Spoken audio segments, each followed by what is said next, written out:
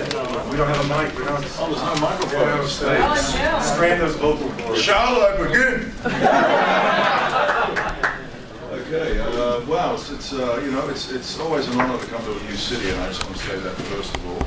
I'm a Maori, a New Zealand Maori. Whenever we go somewhere, we always like to ask for our acceptance onto your piece of land here. So, so for all you Bostonians, you world champion Bostonians, thank you for having me here. It's a real sort of honor. When I was growing up, you know, my cousin sort of dragged me into a living room once to come in and watch the basketball. I didn't really know what basketball was. But I think probably the first basketball player I ever witnessed was Larry Bird. I remember watching the Celtics team, you know what I mean, and Parrish and those guys. And, you know, so that word Boston comes from that little memory as a kid for me. And I've never been there. I've been traveling around America a little bit now, and you know, finally I'm in Boston, the city of world champions.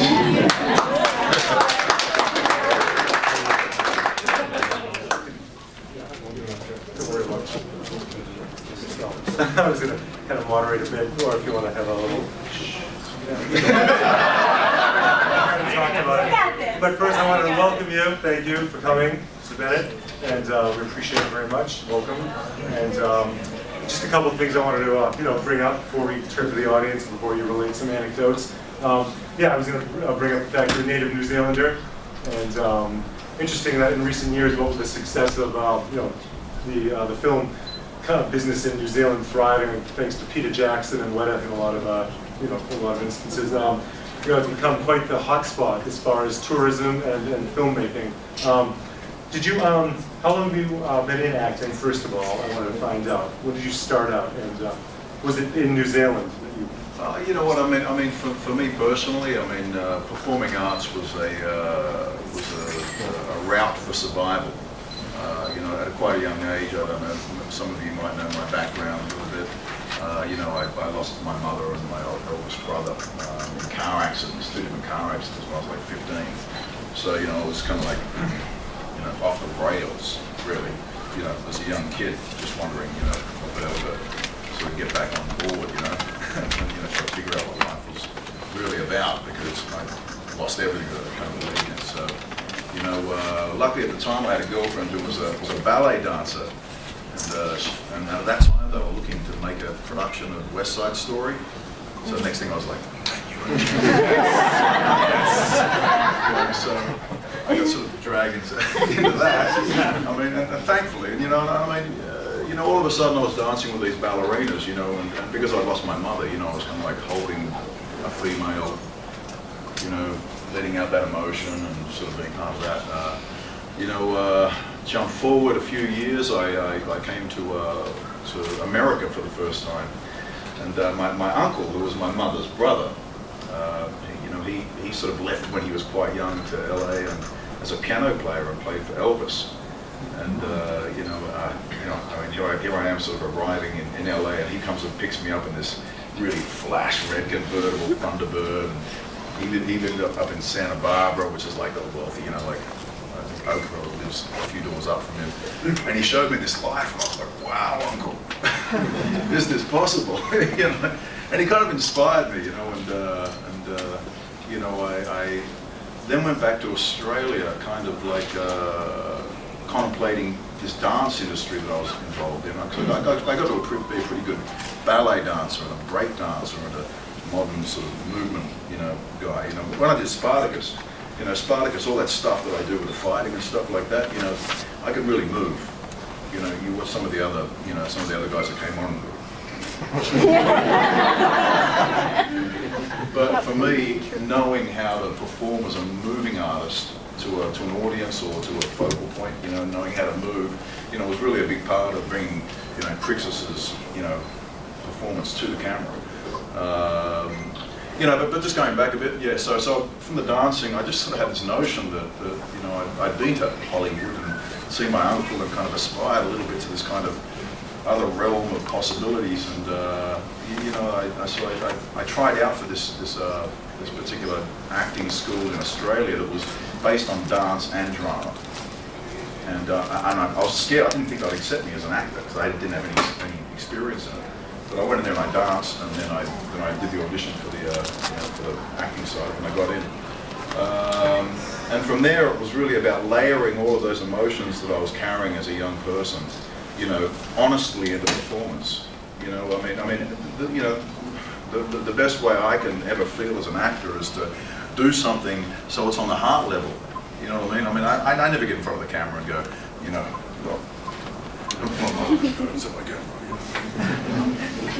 you know, I mean, sometimes the prowess you've got to have, but for me it's the honesty and it's the feeling. And when I have a canvas like the canvas of Crixus, which was such a human role, I mean, such a flawed role in so many ways that, you know, I mean, even though he was the champion, he was just digging his heart out of a big hole, really. I mean, he'd lost his heart when he became the champion of Capua. You know, when Andy Whitfield, my friend, when he was in our show, you know, and then he got sick. You know, they went back and shot the Gods of the Arena, which really gave me an opportunity as an actor to show this kind of, you know, wild, you know, long-haired kind of Crixus that didn't have any of that quality of championship. You know, that really had to then show how he went from, you know, nothing to something. You know, and you know, yeah. So Crixus for me was like this metaphor. It was like this real opportunity to take all these emotions that I had as a human being and put them really to play in my acting. You know. Thanks. Yeah. Okay. Before the dancing and the acting, I know I read that you were involved in rugby. That was a passion of yours, wasn't it? Yeah, yeah. Now, did you well, I was also angry. I wasn't just sad. I was angry. It was an outlet. So, you know, so at the time I was a pretty good athlete. So, you know, when I got the opportunity to just run head on into some other guy, you know, so it helped me heal on another level as well, you know. But part of that kind of pack of men working as a unit, like, you know, like you do in rugby or American football or ice hockey or, you know, whatever you guys, you know, you do the same sort of masculine thing here. You know, growing up, you got to earn your keep in those sort of arenas. You know, I found myself sort of in that world as well. At one stage, I was meant to go and try out for the Australian rugby team. I made it all the way through. Like, say, if you had all of your states coming together in high school to try out for the national team, I was part of one of the state teams. And there was only 3 states in our country that played rugby, so I had a pretty good chance of making the national team. But on the day that was happening, I was booked to do Swan Lake, the dance school that I was with, and I was committed. And I had to say to all these guys, sorry guys, I got to do Swan Lake.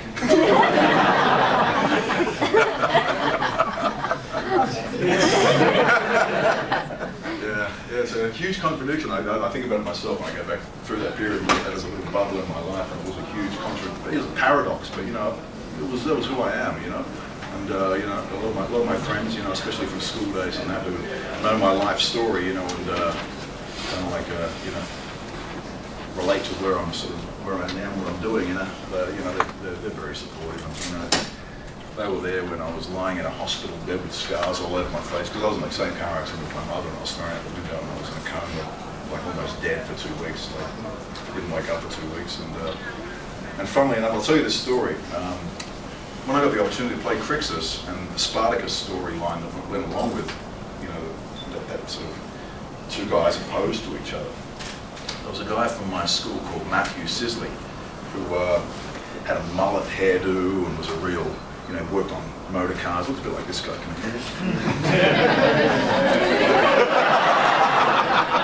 Imagine in high school, I used to wear gel in my hair and had a little flat top and used to be a bit trendy, and I'm like this, and like him and me, it's like, yeah, who the fuck? Yeah, so you know, Matthew Sisley, good on you, brother. Matthew Sisley and I were kind of like these two different kind of animals, you know what I mean? Like, you know, he was from the cars and motors and kind of, you know. Anyway, but he and I really were at each other at school. Like, really, I hated him, you know. I use that word, and you know, I don't like using that word, but him and I were that opposed to each other. When I was in the car accident, and when I woke up in that hospital room 2 weeks later, I woke up and he was in my room in the hospital, this guy I hated. And he came up to me, he was like, you know, Manu, you know, you okay? Yes, I'm sorry, man, I'm sorry. You know, and him and I became the best. I was his best man at his wedding. You know, and so when I first read the Spartacus Crixus thing, I was like, it's me and Matt. It's me and Matt at school. You know, and that's how I played that. You know, so that's really how I sort of centered that character. It was like this. I remember him and me getting into each other's face at the school bus stop. I was like, man, come on, I'll fight you down in the arena. You know, there was no different energy to what I went through with this guy. To where I am Crixus, the toughest of my kind. You know, when I was, you know, then Andy Whitfield just went, why do you smell like a woman? Andy Whitfield was such a good actor, such a good actor. It was quite an amazing time to work with him that period of time. He was so in control of himself. He had such great charisma. And he did everything with such a soft note. You know, it took Liam a while to catch up to what Andy had gotten himself geared into, but Liam did a great job. Okay, thanks. I was wondering regarding The Hobbit. There's a lot of hype's going to be generated soon because the next one's coming out in just a few weeks. Oh, check it out. I'm going. Check it out. Check this out, mate. Check this out. I'm going on the 2nd of December to the LA premiere, and Lamborghini giving me a Lamborghini Superleggera. Superleggera, yeah. This yellow one, and they've made number plates that say "My Wag." I ride this wag, it's a big wolf, you know, Azog rides this big wolf in the Hobbit, so I'm going to drive to the premiere in this, and guess who I'm taking with me in the passenger seat?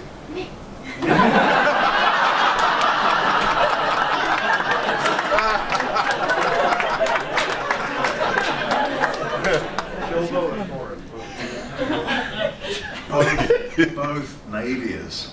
On a Spartacus. Yeah. 2 nights ago, I was It's in a two-seater. How are you taking they're going to sit on each other. Oh. It's going to look very cool. Very sexy. But I was just up in Vancouver 2 nights ago, and Cynthia, who was the second Navia, had just landed a role on Arrow, and Leslie Ann was up there doing some movie she's doing. But anyway, I rang up Cynthia and invited her out. And then when I was there, I contacted Leslie and I said, come out, I've got a surprise for you. And she arrived at the restaurant the 2 Naviers met for the first time 2 nights ago. Yeah. And then I said, I'm going to hold premiere. And I went, oh, but you know, I went, let's go. Both Naviers. Were you familiar with the book before the film? Did you read it, or? With The Hobbit? Yeah. Yeah, you know. I was, but not that au fait with it, because when I was called in to do the job, Peter Jackson, I'd auditioned for the role probably a year and a half beforehand, and never got the call. And basically, and here's another story. Let me tell you about my school. Let me tell you how small this world is and how my school days affected it. Right, the guy who got cast for Azog originally is a 7-foot guy. He's going by the name of Conan Stevens right now. But I went to high school with him, in the same school that Matthew Sisley, the guy like read Spartacus, right? He was like, everyone called him Bones, because when we were like 17, he was just this, you know, 6'6", really skinny kid that just walked around school like this. You know? And one day we were on the playground, and this bully from a year above us had Bones lined up in the middle of the playground and was kind of pushing him. And we're all sort of watching, because this is what Bones went through, and we were all sitting there, you know, watching whatever, we could see this guy pushing him around, and suddenly Bones just went, bang, bang, and he hit this guy, and this guy got floored, and the whole playground just went, and Bones was born. Conan Stevens was born. The guy who got cast as Azog was born at that moment. The 2 weeks later, he was in our school rugby team, like with the headgear on, jumping up as our line guy, and then 4 years later, I left Newcastle, Australia, and I went back there 4 years later, and he was on the gear, and he was the biggest guy he'd ever seen, ever laid eyes on. But he's gone on to sort of do some movies and stuff like that. But he got cast as Azog, and he arrived at to do who remembers in Spartacus the scene where they cut that guy's face off? Cedric, the Germanic guy. That was him.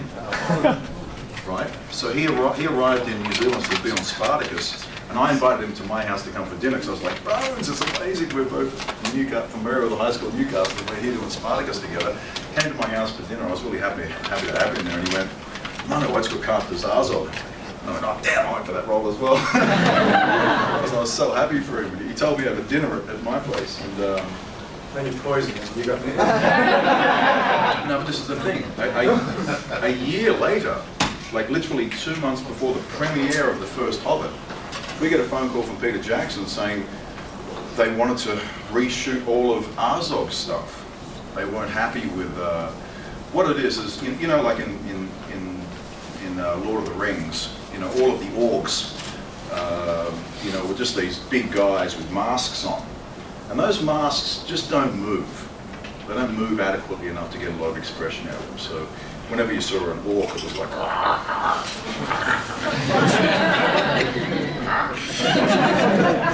you know, it just doesn't move. So you know, Peter had sort of, this had really bothered him on the first edit of the first Hobbit film, and then the penny dropped for him, and he said, let's shoot a motion capture, let's just get a great performance in there, and make him a mesh skin that we can manipulate for a motion capture. So at that point he rang up and said, oh, we really love Manu's audition, his voice, his, you know, the power or whatever, and so they flew me down there in like a week. A week after I got the call, I was down there in a suit making Azog. So I didn't have any time to really sort of put myself into the world of the Hobbit or Tolkien or anything like that. I was actually shooting the last episode of Spartacus, where I got my, you know, I was doing that same 2 week period. So it was like everything was like bang, it just got mashed together. But yeah. I mean, I'm still kind of a little bit sort of freaked about being in the Hobbit, and being Azog, and you know, it wasn't really a big process to do Azog, because I move well, you know, dance training, sports, everything like that. When you get down there, they're after a movement, they're after a skeletal movement, which you're in a room and it's got these motion capture machines that are basically just shooting you like an X-ray. They're just taking all your skeletal movements and you know, they'll sit me on a big sort of pommel horse, like in the gym, and that'll be the wag that I'm riding, and I'll get up on top of it, and again, it's just all this kind of skeletal kind of movement. I don't know what I'm doing there,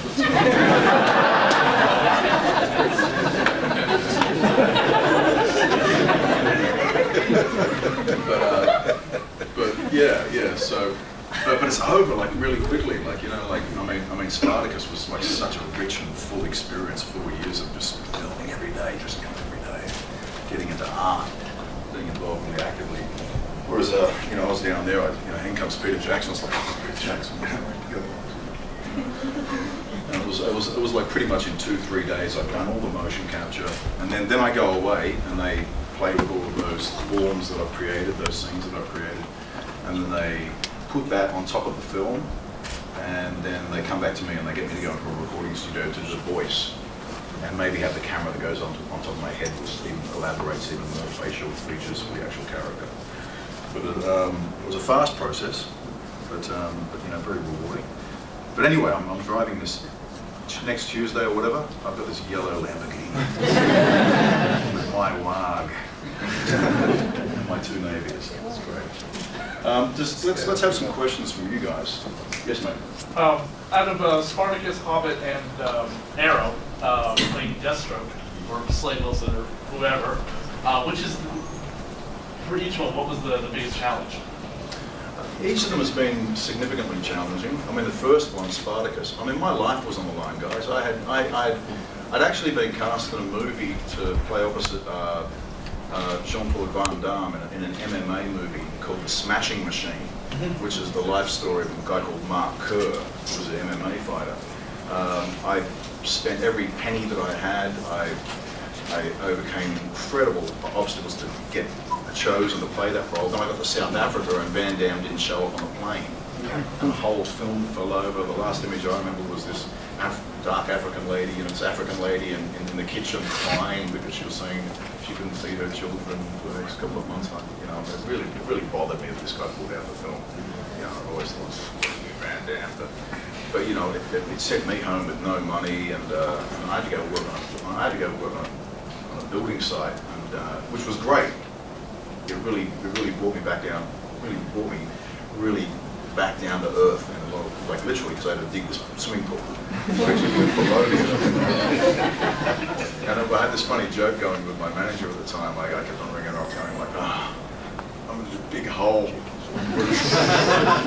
And she's going, Manu, she's German, she's going, Manu, don't worry, we're going to get you out of that hole. It's getting deeper. And all the work guys, all the chippies and all that, they'll call me Hollywood. They're going, yeah, Hollywood. We all sit and smoke all night, like, what's that Hollywood? Like, but they were really behind me. It was funny because, you know, because then Spartacus came up, the audition, and I started going for that. Originally, they wanted to cast me as Barker,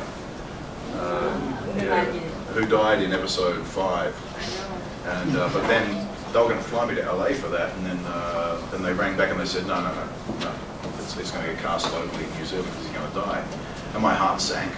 And then they called me in for Animaeus. Wow. Yeah. And then they said no to that, and my heart sank again.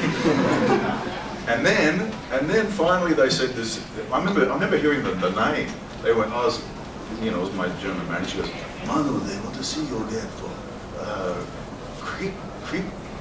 Crixus. I'm trying to get this name out of my mouth. I said, who? Crixus. Crixus?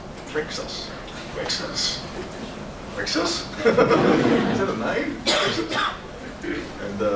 And so finally, here I was going in for this screen test for Crixus. And I remember I went down to the swimming pool in the morning and I did these laps, and I just wanted to get really into a really sort of sense of calm, because I was scared. I was really, I was sweating. As a human being, I was really starting to be concerned about where my future as an actor. I was breaking point. You know what I mean? Like, it was a really testing time. And I went down, I did these laps, and I went up and I got to the studio, Fox Studios in Sydney, Australia, and I got in, and I got in there, and the casting agent came up to me and goes, Manu, what are you doing here? And I went, Crixus. She said, I'm sorry, Manu, there was a disagreement between your manager and the producers of Spartacus, and they can't resolve it, so you're not going to be screen tested for this. And I hadn't said anything. This is my opportunity, and I hadn't said anything, and I'm going, what? And she said, no, well, I'm sorry, it's been called off. And I walked out, and my head was spinning, and I grabbed my phone, and I rang up my manager, and I said, Ruth, what's going on, darling? What the hell is going on? This can't happen, darling. I mean, Van Damme ruined the last movie, now I'm moving away from this, and I've done nothing. And she goes, well, we don't understand it. They were looking for some sort of agreement on residuals, in the contract. And so anyway, I'm like a mile away from the casting studio, and suddenly I get a phone call from the casting lady, and she says, Manu, where are you? And I said, well, she says, come back right now. They're going to do it for you. Yeah, they're going to give you the screen test. My head was completely in a spin. And I got back and I walked in front of this camera, and I'm like, and my heart was just pounding, and I was like, so much for the swimming pool and finding my center. But you know what? I had so much electricity in me. I was so charged by, again, life just arm wrestling you, just totally arm wrestling you. But I just took all that energy and I just barreled it straight down the lens. I did it, and it happened. And as it happened, I knew it was happening, and I suddenly felt life, for whatever the challenges are that come at you, you can take that stuff and you can use it in such a powerful way. You know what I mean? Like, it can seem so negative at a certain moment, but if you just remember why you're sort of here, it kind of like, yeah. And anyway, I nailed that audition, and then, several months later, I was sitting in this bird aviary in Sydney, Australia, and I was sitting in this bird aviary, and these birds were just sort of tweeting away, and it was so quiet and everything. And my phone rang, and it was like Rob Tappert. Manu, this is Rob Tappert from Spartacus. We just want to say that we really love your audition, but we know that you're quite aggressive when it comes down to your auditions, and you do things very real. And we're a bit worried about that because we can't have you hurting our...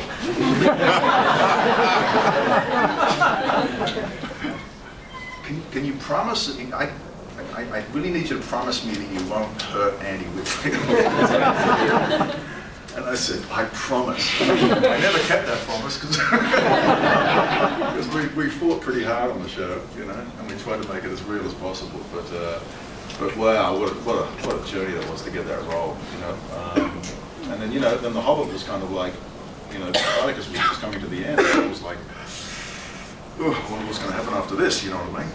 Went back to the building site, whatever, and then that phone call came out of it, just right at the tail end of Spartacus. It was like, you want to come and do the Hobbit? I was like, yeah. And then after filming the first Hobbit, I went to Dubai and Kuwait. We went to Kuwait to visit the troops. One of our troops over here. This man over here, look at this man. You talk about having to fight through stuff. This man here was in a helicopter accident. You know, helicopter went down, and so he was recovering from these you know, quite profound injuries.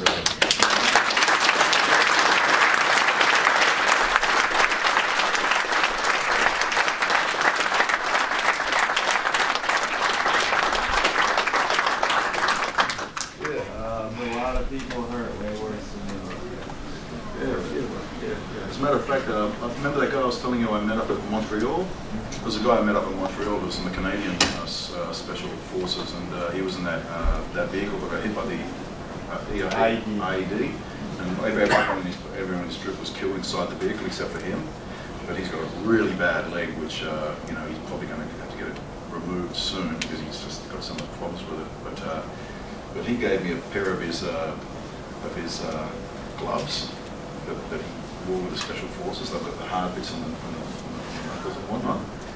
And I took them to my producers at Arrow, and they've just turned them into the costume. They've made a special PA with a costume for, I'm not saying it. Deathstroke. But I just said in the video, going like, look, mate, we did it. They're here. They're on. Fits the character very well. Well, it's real, bro. You know, it's real. And this is another thing about the Slade Wilson character was that I was just up in this Kuwait visit USO trip, going and seeing the troops up in Kuwait. And one of the guys up there, who everyone sort of said was kind of like the guy who had sort of like, I remember being with this general in this room, and I was going like, who is like a Rambo? Who's the real soldier here? And I've been with these guys for about a couple of days. We're driving us around. He says, well, see that bald guy that's driving you around tonight? He's the real legit guy. And I'm like, right. And so me and Knight were hanging out, and he started showing me some chokeholds and some certain maneuvers, and he showed me this particular chokehold, right? And I was suffering from jet lag when I was in Kuwait, so all the guys there were taking like 5-hour power, those energy shots.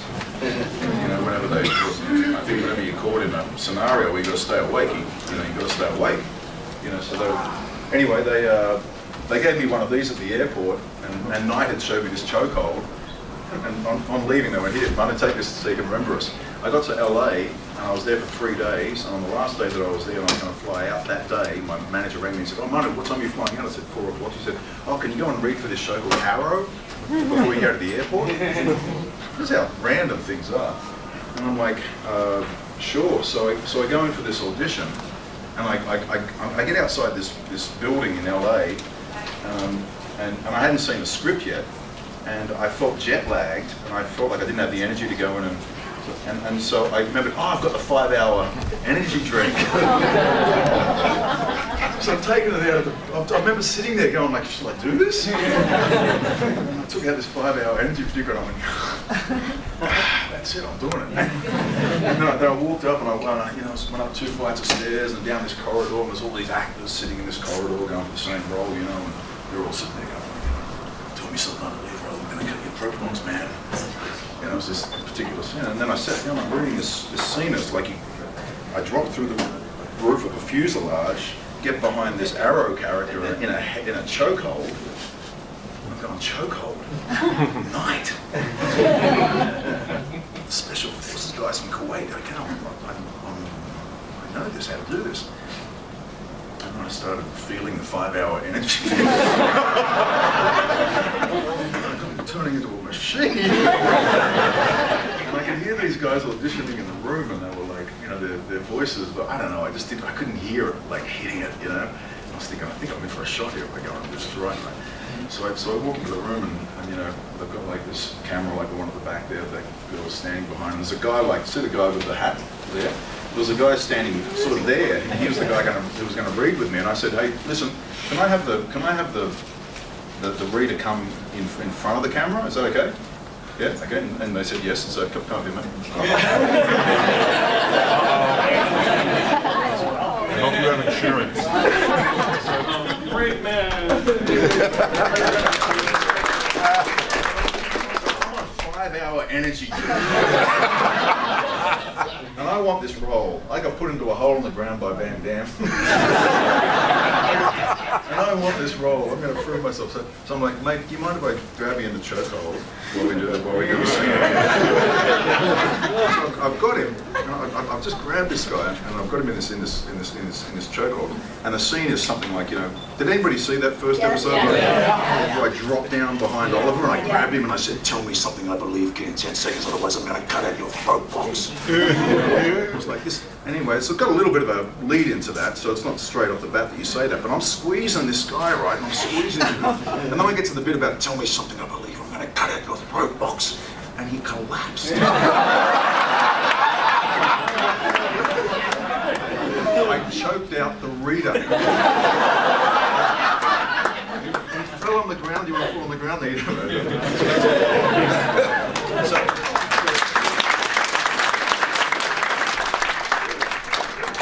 So he fell on the ground, unconscious. And I went, is this meant to be in the scene? Or? And the director went, no, I think he just passed out. Dude, you okay? And he sort of came to me like this, and he went. And I picked him up and I went, oh. And then the director said, go and told him to go to the bathroom and wash his face. And he walked out, and I went, I'm sorry, man. I'm still like buzzing. I'm on the peak of this 5-hour energy thing. I'm like, I'm sorry, man. I'm really sorry. And he went, no. It was, come here. With this director, and we're watching it, and we see the guy's eyes. But it was such a real moment. It was crazy, yeah. And that's how I got Slade Wilson, was choking this guy out.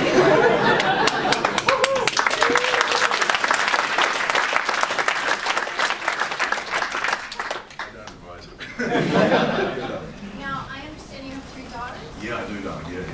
Now, how do they feel about these risque type of roles that You know, none of them have watched, you know, Spartacus. Yeah, that's good. But you know, they love Arrow. You know, they really love Arrow. I mean, Oh,